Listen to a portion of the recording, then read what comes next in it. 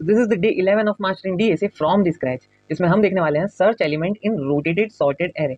अब rotated sorted array बता देता हूँ मैं पहले आपको।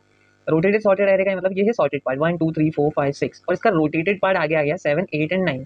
अब ये पूरी तरीके से सॉर्टेड नहीं है। इसके अंदर जब हम बाइनरी सर्च का यूज करके, जो कि मैंने पिछले वीडियो में पढ़ाया है, उसमें हम देखो हम क्या करते हैं बाइनरी सर्च में, एक बनाते हैं लो और एक बनाते हैं हाई, कुछ इसी तरीके से जैसे मैंने बनाया। फिर हम क्या करेंगे, हम एक मिड कैलकुलेट करेंगे जो कि होगा लो प्लस हाई डिवाइड बाई 2 यानी कि 0 और ये है 8th इंडेक्स, इन दोनों के का जो लो प्लस हाई यानी कि आएगा 4th, यानी और 4th आएगा हमारा 2 के ऊपर इस जगह पे, ये होगा हमारा मिड। ठीक है, अब क्या करेंगे हमें चेक करेंगे कि हमारा मिड ही वो टारगेट नंबर है। मान लो कि हम 1 को ढूंढ रहे थे, क्या मिड हमारा वो टारगेट नंबर है? नहीं है, वरना हम क्या करते हैं रिटर्न मिड कर देते। अब ये सोच के चलो कि हम 1 को ढूंढ रहे हैं, उस हिसाब से मैं पूरा क्वेश्चन समझाता हूँ इसमें होगा क्या। अब क्योंकि हमारे पास ये जो एरे है इसका जो मिड है ये है मिड। अब ये मिड के हिसाब से दो अलग अलग पार्ट्स में डिवाइड हो गया, एक हो गया है इसका लेफ्ट पार्ट, एक हो गया इसका राइट पार्ट, और इनमें से एक पार्ट इसका सॉर्टेड है और एक अनसॉर्टेड पार्ट। तो हमको पहले ये देखना पड़ेगा कौन सा पार्ट सॉर्टेड है। ठीक है, अब ये देखने के लिए हम क्या करेंगे, यहाँ पर मैंने एक इफ की कंडीशन लगाई इस जगह पे, और इस इफ का जो एल्स है ना वो नीचे वाले बॉक्स का पहला जो एल्स है वो है। ठीक है, ये इफ और वो वाला एल्स। ठीक है, अब इस इफ के अंदर क्या होगा, नम्स ऑफ लो की वैल्यू नम्स ऑफ मिड से छोटी है उसके इक्वल है। ठीक है, ऑब्वियस ही बात है, ये रहा हमारा लो और ये रहा हमारा मिड। अब मिड की जो वैल्यू है वो बड़ी या इक्वल होनी चाहिए किससे, लो से।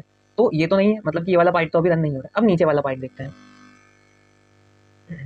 नीचे वाले पार्ट में क्या, एल्स पार्ट में नम्स ऑफ मिड की वैल्यू नम्स ऑफ हाई से छोटी होनी चाहिए। क्या नम्स ऑफ मिड की वैल्यू नम्स ऑफ हाई से छोटी है?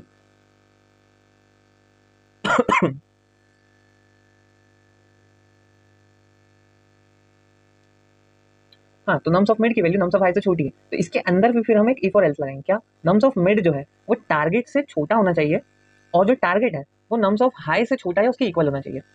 तो क्या ये कंडीशन सेटिस्फाई कर रही है? हमारा जो नम्स ऑफ मिड है वो है 2 और टारगेट है 1, तो क्या हमारा टारगेट उससे बड़ा है? नहीं है। तो क्या करेंगे, हम एल्स पार्ट चला देंगे। एल्स पार्ट क्या है, high equals to mid minus 1। इसका क्या मतलब हुआ, इसका मतलब हुआ कि हाई था हमारा 6 पे, वो आ गया है अब मिड यहाँ पर था मिड माइनस 1 पे, यानी कि यहाँ 1 पे। अब हमारा टारगेट और हाई दोनों हो गया इक्वल, और लो अभी भी क्या है 7।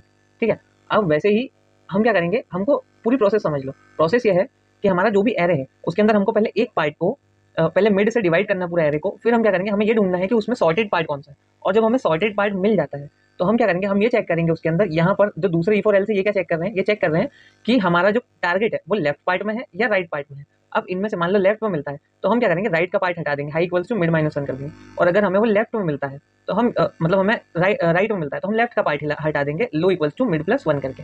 बस यही करते जाना है हमको और हमें मिल जाएगा हमारा टारगेट एलिमेंट। अब ये रहा इसका कोड, इसको मैं दिखा देता हूँ एक बार। अब इस कोड को आप थोड़ा समझिए, ड्राई रन कीजिए और फिर खुद से ट्राई कीजिए, बन जाएगा। तो मिलता है नेक्स्ट वीडियो में, तब तक के लिए चैनल को फॉलो करें।